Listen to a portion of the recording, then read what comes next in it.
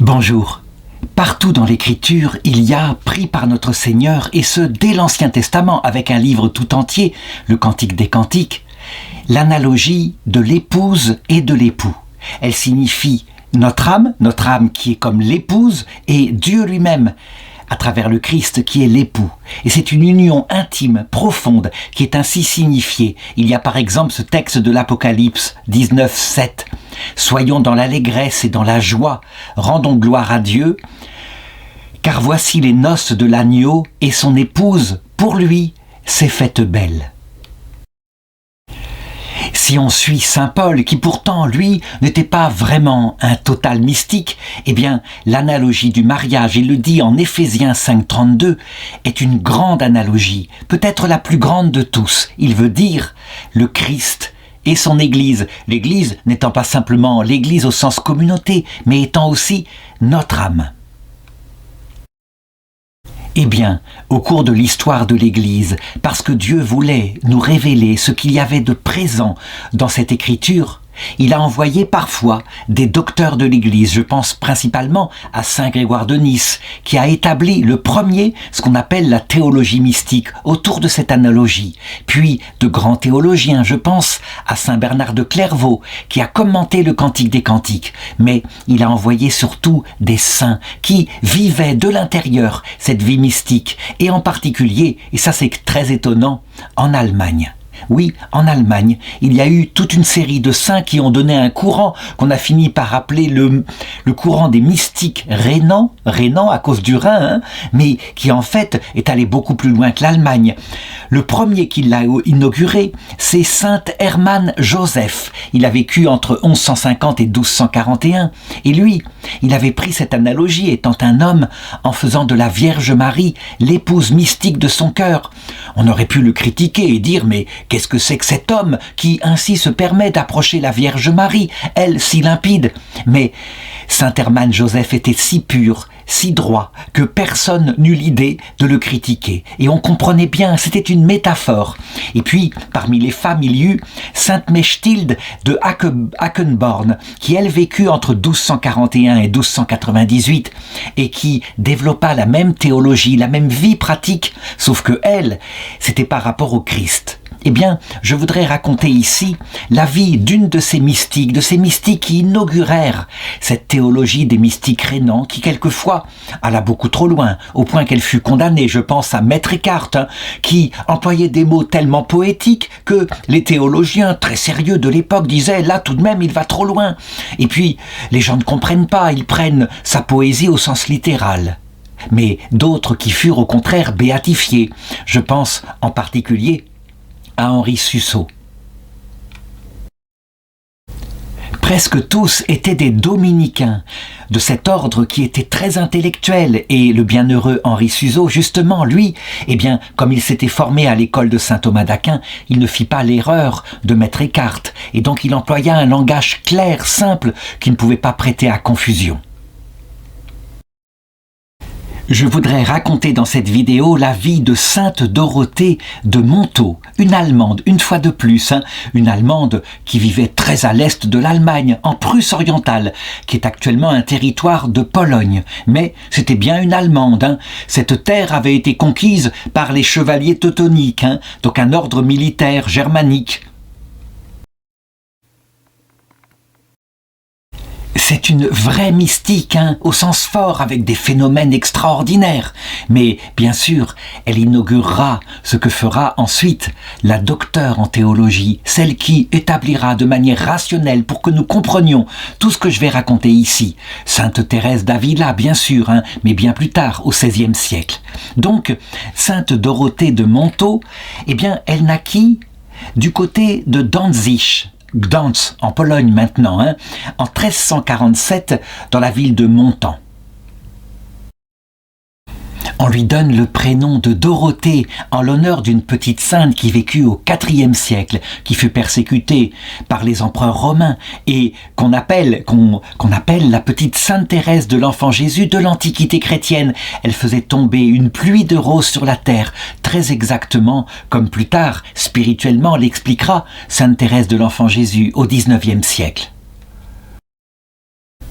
L'histoire de Sainte Dorothée est très belle puisque elle aussi se considérait comme l'épouse du Seigneur. Elle avait pris cette analogie dans l'Écriture et son bourreau qui ricanait lorsqu'elle partit vers son martyre en disant « Eh bien, signalez à votre époux de m'apporter quelques-unes des fleurs de votre mariage. » Avant d'être exécutée, elle donna à son page son chapeau. Et le chapeau, il le porta à l'homme en question. Et le chapeau était couvert de roses fleuries, magnifiques, alors que nous étions en plein hiver. Il fut bouleversé, on le comprend. Bref, il y avait comme une prédestination dans ce prénom, et par la suite, son biographe écrit « De l'enfance, depuis le début de son enfance, on la vit qu'avait le désir de voir l'hostie à la messe. L'eût-elle contemplé 100 fois en un jour, son désir n'en devenait que plus vif. À partir de 11 ans, elle eût voulu bien communier 7 fois l'an. On ne lui permit que 2 fois. Adolescente, elle obtient 7 fois et mariée, plus souvent. Le désir l'empêchait de dormir. Elle guettait à la fenêtre l'aube trop lente. Elle allait très tôt à l'église pour voir son Dieu aux messes matinales. Sa faim et sa soif de l'Eucharistie étaient telles qu'elle eût arraché l'hostie des mains du prêtre. Je sais que certains, en entendant ces vies de saints qui voient des petites enfants qui crient vers Dieu, qui appellent vers Dieu avec un sens de la mystique extraordinaire, se disent « la sainteté est réservée à certains, elle n'est pas pour nous, nous sommes beaucoup moins attirés par la grâce ». Il faut savoir que Dieu attire certains, non pas parce qu'il les préférerait, mais parce qu'il veut les donner comme modèle pour nous. Il faut savoir que quel que soit le moment de notre vie où nous serons attirés vers Dieu, et parfois, c'est quand nous serons devenus très vieux, lorsque notre âme, attendant une vie après la mort, se mettra à réfléchir à ce que nous avions reçu en le négligeant au moment de notre enfance, dans notre catéchisme. Pour elle, elle naquit et elle vécut cela toute petite, mais on la contraignit, ses parents trouvaient qu'elle exagérait, on la contraignit à 17 ans, donc en 1364, à se marier. Ses parents estimaient qu'elle en faisait trop, que son appel à la mystique il lui fallait un mari solide, qui ait les pieds sur terre. Et donc ils trouvèrent effectivement un homme qui était brave, qui était honnête, qui faisait le métier d'armurier, mais qui en même temps avait tellement les pieds sur terre que quand il vit sa femme commencer à entrer ainsi dans des sortes d'extase mystique, des choses tout à fait stupéfiantes, eh bien, essaya de la remettre les pieds sur terre et parfois, avec son caractère emporté, de manière très coléreuse. Les parents de Dorothée avaient cru faire ce qu'il y avait de mieux pour elle, et bien, finalement, on peut le dire, ils firent bien. Cet homme-là l'équilibrait quelque part, la ramenait sur la terre, et elle, eh bien, par sa douceur, son humilité, sa patience avec lui, elle finit véritablement par adoucir son caractère, et même à un moment donné, il se mit à s'intéresser à ce qu'elle vivait, en se disant, après tout, ce n'est peut-être pas simplement le fruit de son imagination, peut-être y a-t-il autre chose.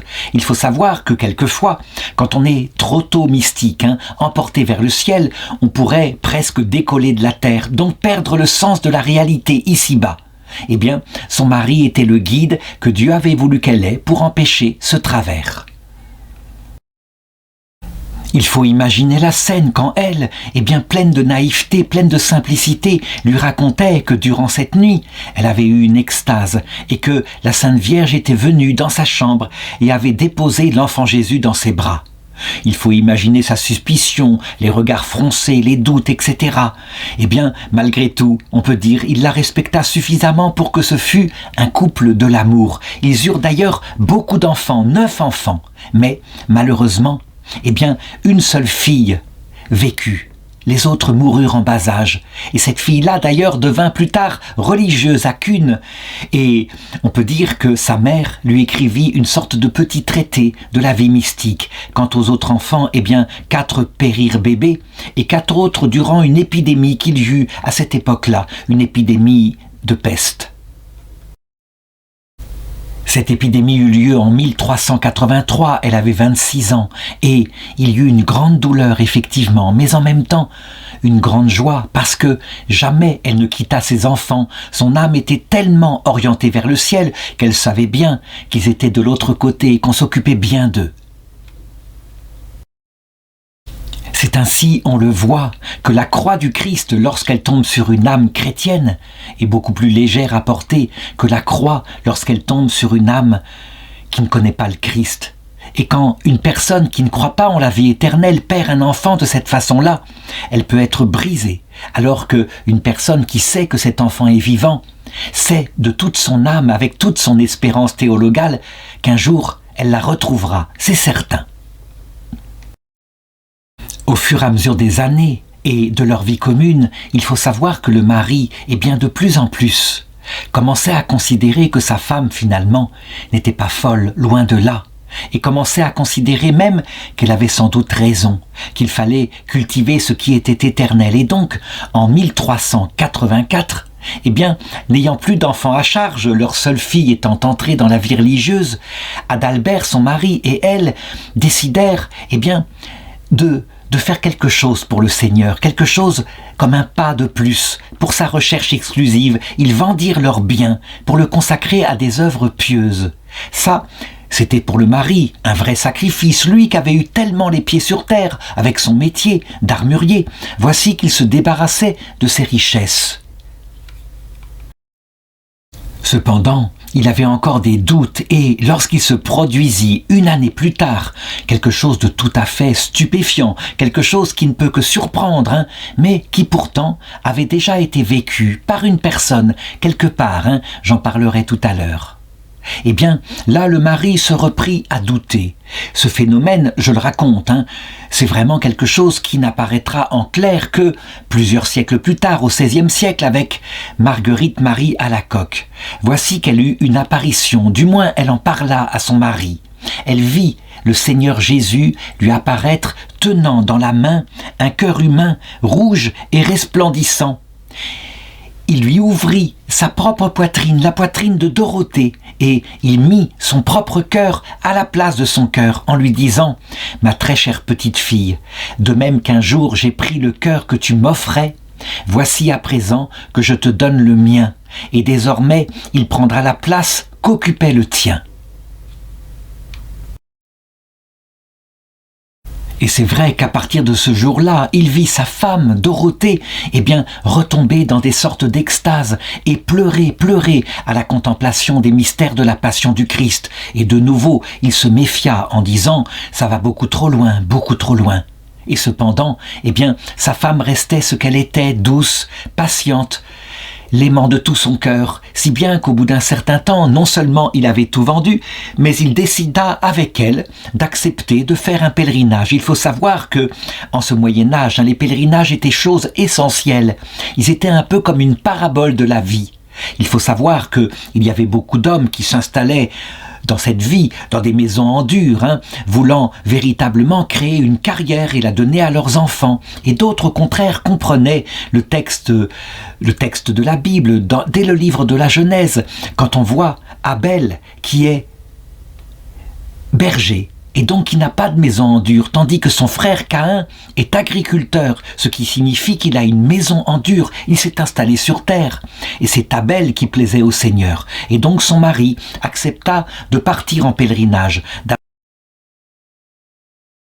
Au début, ils partirent ensemble pour les lieux qui étaient bien connus en Allemagne. Ils se rendirent à Cologne, où il y avait une vierge très vénérée, à Aix-la-Chapelle, là où avait vécu Charlemagne, à Eisleben.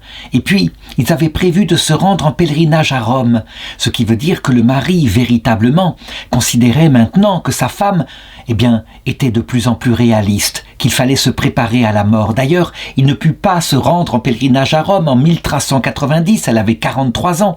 Il était tombé malade. Elle y alla toute seule et quand il revint, son mari était décédé. Ce fut pour elle un choc terrible. Elle était ainsi, toute seule dans le monde. Comment allait-elle affronter le monde, les difficultés de la vie? Elle se demandait, mais Très vite, le Seigneur envoya auprès d'elle l'ange gardien qu'il lui fallait parce qu'évidemment, ce décès était voulu par le Seigneur de manière à ce que maintenant, elle entre un peu plus au service de l'Église, dans ce qu'était la vie mystique. L'ange en question qui lui fut envoyé fut un grand théologien, Jean de Marienwerder, un théologien spirituel qui entendit parler d'elle et qui commença à devenir son directeur de conscience. C'était un prêtre bien connu, et lui n'était pas dominicain. Il était, l'aumônier des chevaliers teutoniques, donc cet ordre militaire, je l'ai dit, qui causa beaucoup d'ennuis à la Pologne en prenant par les armes des terres de la Pologne. En tout cas, il s'occupa d'elle, il commença à noter les visions qu'elle avait. Et c'est ainsi qu'on a, grâce à tous ses écrits, sans compter ce qu'il lui demanda d'écrire lui-même, de manière très pratique, mais pas encore ordonnée, un des premiers traités de théologie mystique pratique. C'était un excellent théologien et il lui expliqua le but de la vie terrestre. Il fallait, pour pouvoir pénétrer au ciel, se débarrasser de soi-même, mourir à soi-même complètement. C'était absolument nécessaire. Tout homme qui gardait un certain attachement à lui-même devrait passer par une autre purification dans l'autre monde.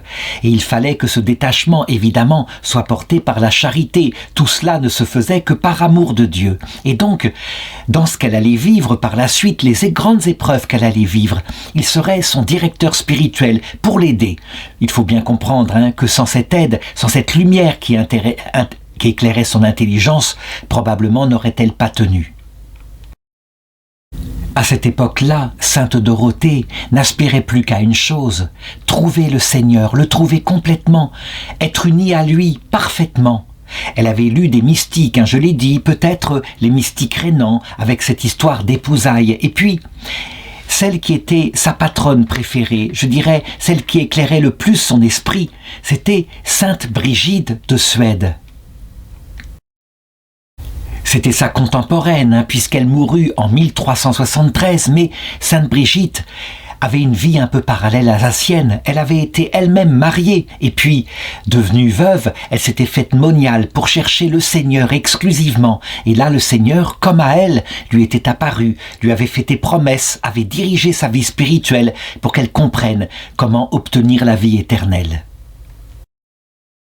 Et donc elle parla à son père spirituel, Jean de Marienwerder, pour pouvoir obtenir maintenant, de se retirer complètement du monde, de se retirer de manière à ne chercher que le Seigneur, de n'avoir aucune distraction, ce qu'il accepta. Il faut savoir qu'à cette époque-là, il y avait une vocation tout à fait particulière qui avait été inaugurée par les pères du désert, qui consistait à s'enfermer dans une pièce, quelquefois dans la campagne, c'était des ermites, mais quelquefois au cœur de la ville. Et pour elle, évidemment, il n'était pas question de partir dans une forêt, mais au cœur de la ville, pourquoi pas?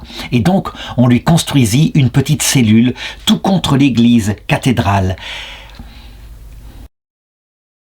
Et le prêtre qui était son conseiller décida que sa cellule aurait 3 fenêtres.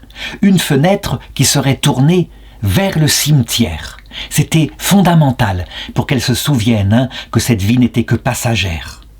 Une fenêtre qui, deuxièmement, serait tournée vers l'autel pour qu'elle puisse assister à la messe et se nourrir du pain du désert, l'Eucharistie dont elle avait si soif. C'était comme cela. En attendant d'obtenir l'union totale au Christ, il fallait passer par ce moment de purification. Et la 3e fenêtre, quant à elle, était tournée vers le ciel, parce que c'était le but de tout cela. Il fallait qu'un jour elle parte, que son âme s'envole vers la vie éternelle.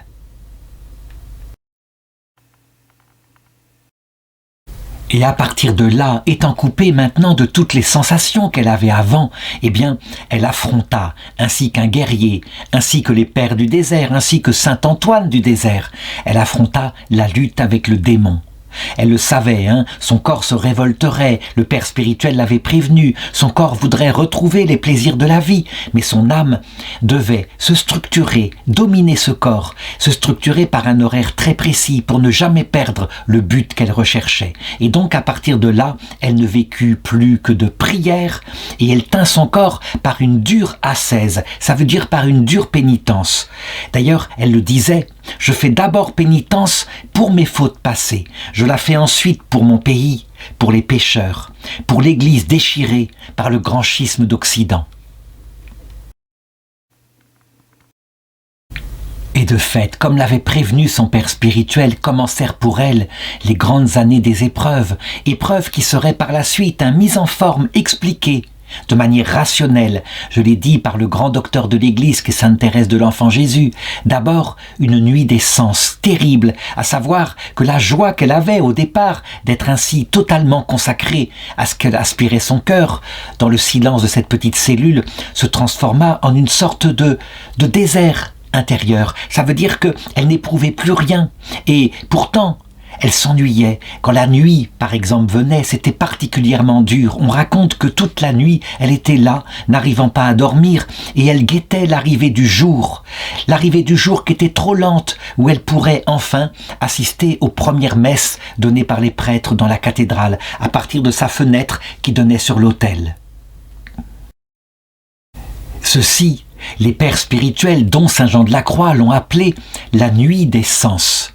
Mais c'est une nuit facile en comparaison, quoique elle, ayant été comblée de grâce, ayant eu des apparitions du Christ, de la Vierge Marie, la nuit des sens fut particulièrement terrible. Et puis, à un moment donné, lorsque les choses se pacifièrent un peu, que, je dirais, elle s'habitua un peu à la solitude de sa réclusion, arriva une autre nuit, encore plus terrible, la nuit de l'esprit. Je veux dire par là que, au moins, son intelligence, éclairée par son père spirituel, savait ce qu'elle recherchait. Mais à un moment donné, des épreuves furent envoyées par Dieu. Peut-être le démon chargé de la souffleter, un peu comme saint Paul l'avait vécu, et des épreuves terribles, des doutes sur sa propre âme, sur son propre salut, sur ce que le Seigneur faisait pour elle. Est-ce qu'il ne l'avait pas abandonnée? Est-ce que par hasard le Seigneur était vraiment amour?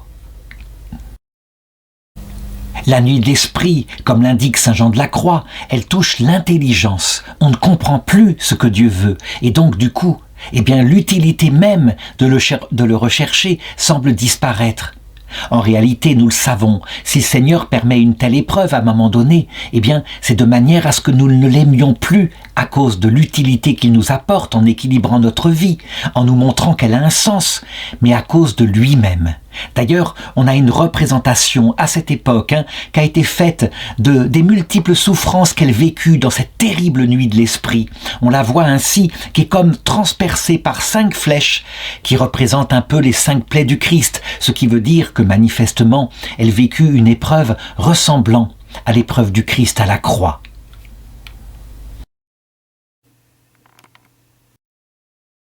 Son père spirituel, qui allait la voir, qui la conseillait, qui voyait par quelles épreuves elle passait, décida à un moment donné qu'il fallait elle-même qu'elle écrive tout ce qu'elle avait vécu, qu'elle écrive en particulier sa vie, qu'elle raconte le chemin spirituel. Il y avait quelque chose ici de très précieux pour l'Église, il le sentait, et donc elle accepta dans l'obéissance. Nous avons donc divers écrits de Sainte Dorothée qui transcrivent ses visions, son amour pour l'Eucharistie, son chemin de pénitence. Ça, c'est fondamental, même si elle ne comprend pas le but. Encore, elle est un peu dans l'obscurité. Nous avons, nous, évidemment progressé, nous le savons. Pourquoi faut-il mourir à soi-même? Tout simplement parce que Dieu lui-même, que nous sommes appelés à voir un jour face à face, est infiniment humble, mais tellement humble que, si nous n'étions pas morts à nous-mêmes, renonçant à toute espèce de vanité sur nous-mêmes, personne ne pourrait supporter la vision béatifique. C'est une chose révélée dès le début des textes de la Bible. À Moïse, au buisson ardent, « Personne ne peut me voir et vivre », dit Dieu à Moïse.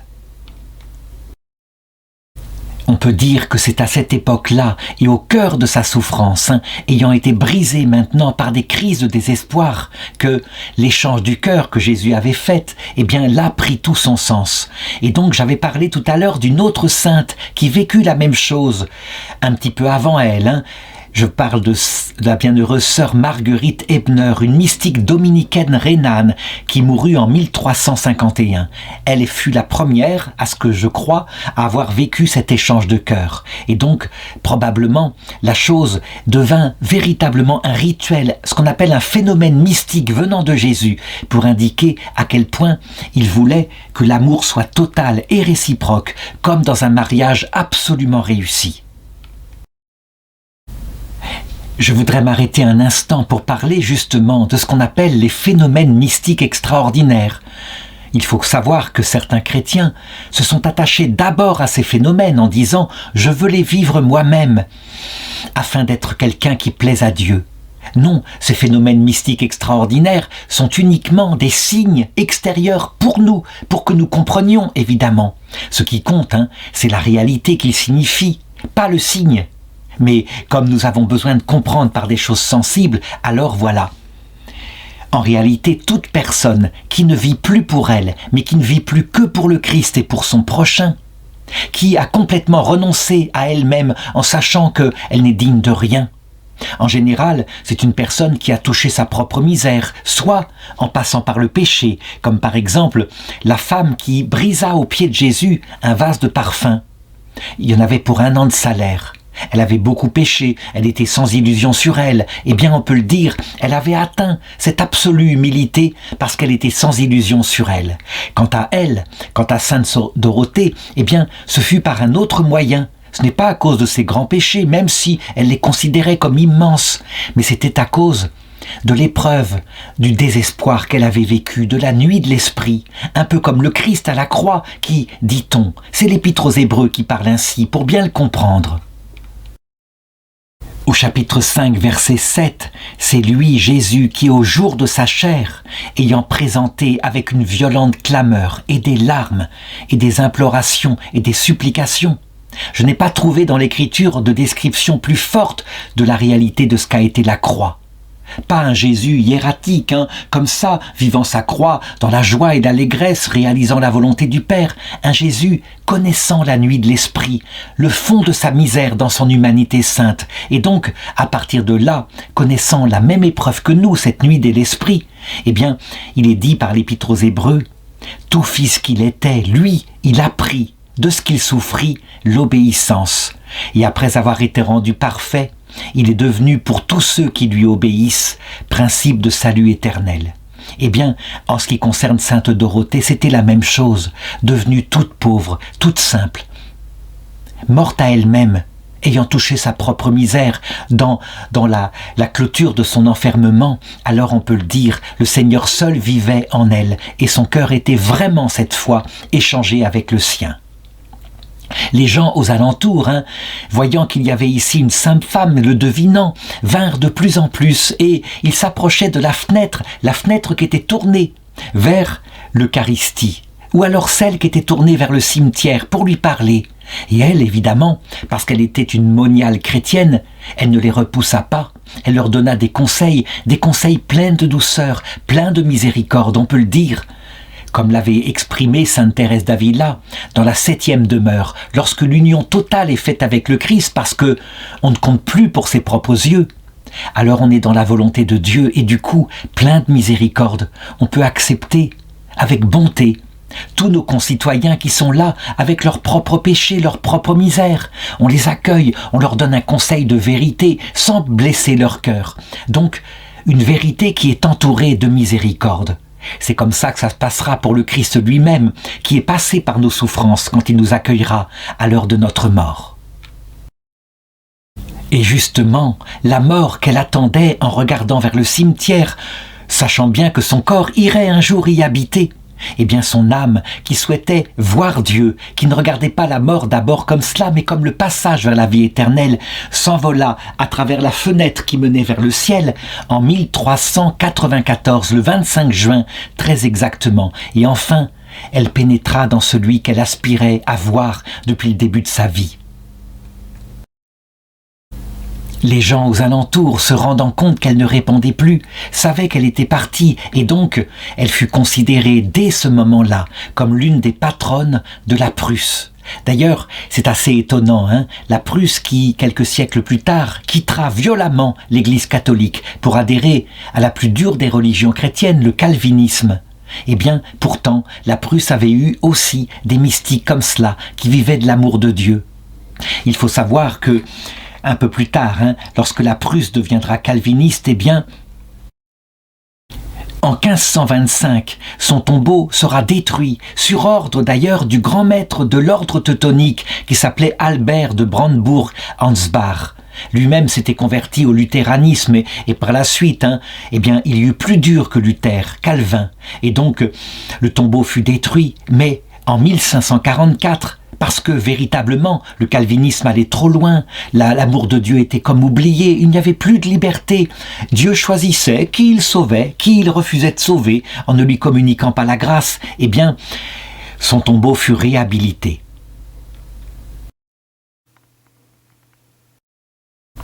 Les choses se passèrent en 1637, donc un siècle après la destruction de son tombeau. Quant à elle, évidemment, l'Église catholique l'avait canonisée. C'était quelqu'un de très important pour l'Église, quelqu'un qui allait peu à peu, je dirais, parce que l'Esprit Saint l'avait promis, nous faire rentrer dans la compréhension totale de ce que Jésus lui-même avait certainement enseigné en clair, que les apôtres avaient transcrit dans l'Écriture comme ils le pouvaient, mais par des phrases sibyllines, alors que elle l'avait vécu pleinement. Une dernière remarque tout de même, eh bien, à cause de la crise de la mystique rhénane, de la condamnation de Maître Eckhart, il faut savoir que son procès en canonisation n'aboutit pas alors qu'il fut lancé en 1404 et en 1406. Il fallut le XXe siècle et le pape Saint Paul VI en 1976 pour qu'elle soit enfin canonisée. Il faut dire qu'entre-temps, eh bien, on avait appris à lire les textes des mystiques avec le sens de l'analogie. On n'était pas si sévère. Et on savait que quand un mystique emploie l'expression « je disparais en Dieu », il ne veut pas dire par là que son être a été anéanti pour se fondre en Dieu comme le croient les hindouistes. Mais non, il veut dire par là, par une analogie, que c'est un grand amour, un amour total unifiant comme l'amour d'un époux pour son épouse et réciproquement.